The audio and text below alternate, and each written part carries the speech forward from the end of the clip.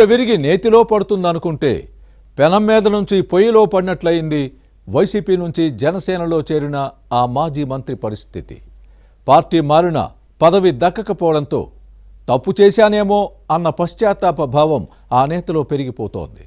దీంతో ఏడాదిగా నియోజకవర్గానికి మొహం చాటేసి హైదరాబాద్లో కాలం గడుపుతున్నారు. దీంతో ఆ మాజీ మంత్రి రాజకీయాల్లో కనుమరుగైపోయారన్న ప్రచారం జరుగుతోంది. ఇంతకీ ఎవరా నేత, ఏ జిల్లా, ఏంటైన వ్యవహారం? Let's watch the story.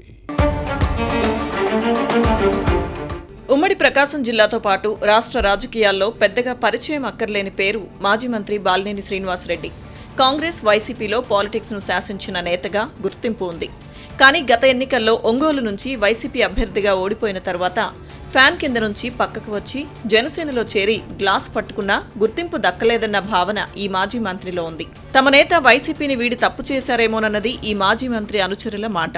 Fan party అధిష్టానంతో కాస్తో కూస్తో విభేదాలున్నా భయంకరమైన ఇబ్బందులేవీ లేవు. కానీ ఏడాది క్రితం వైసీపీని వీడి జనసేనలో చేరాక పొలిటికల్ స్క్రీన్ మీద పెద్దగా కనిపించకుండా పోయారు. ప్రకాశం జిల్లా తెలుగుదేశం పార్టీ నేతలతో ఉన్న పాత వివాదాలు పెద్ద సమస్యగా మారాయి. వైసీపీ నుంచి జనసేనలో చేరిన తర్వాత మాజీ మంత్రి బాలినేని శ్రీనివాసరెడ్డి రాజకీయ భవిష్యత్ ప్రశ్నార్థకంగా మారింది. అంధకారంలో పడిందనే చర్చ జరుగుతోంది.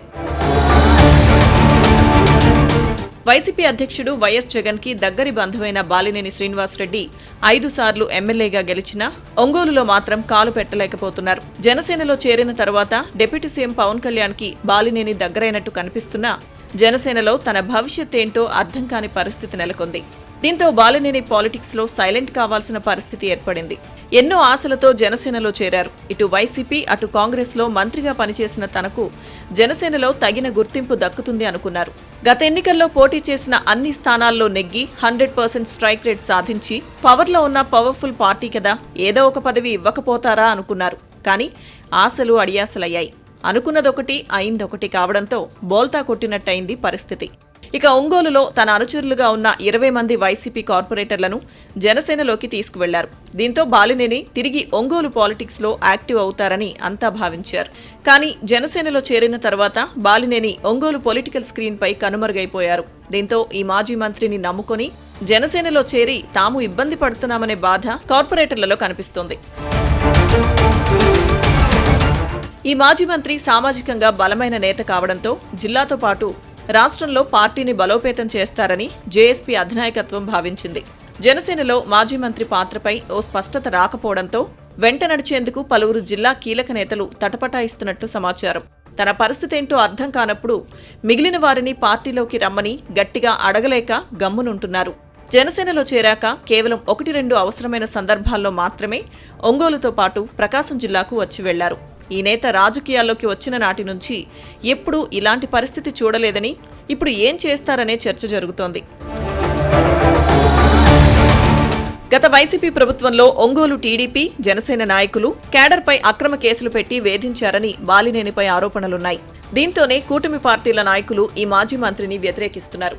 దీంతో బాలినేని శ్రీనివాసరెడ్డి జనసేనలో చేరినా ఒంగోలుకి దూరం కావాల్సి వచ్చింది. అయితే జనసేనలో చేరి ఏడాది దాటినా బాలినేని మాత్రం ఒంగోలు వైపు కన్నెత్తి కూడా చూడకపోయినా తరచూ జనసేనాని పవన్ కళ్యాణ్తో భేటీ అవుతున్నారన్న ప్రచారం జరుగుతోంది.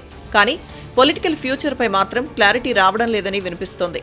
మనిషి ఆశావాది, అదే ముందుకు నడిపిస్తుంది. దీంతో బాలినేని కూడా ఏదో ఒక పదవి వరిస్తుందన్న ఉద్దేశంతో ఉన్నారు.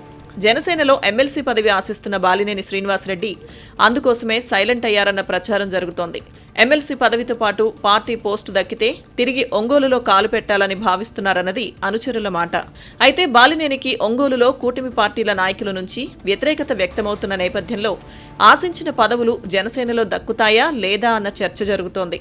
వైసీపీలో చేరి రాజకీయంగా, ఆర్థికంగా నష్టపోయానని బహిరంగ వ్యాఖ్యలు చేసిన బాలినేని శ్రీనివాసరెడ్డి జనసేనలో తన రాజకీయ భవిష్యత్తును ఎలా మలుచుకుంటారో చూడాలి.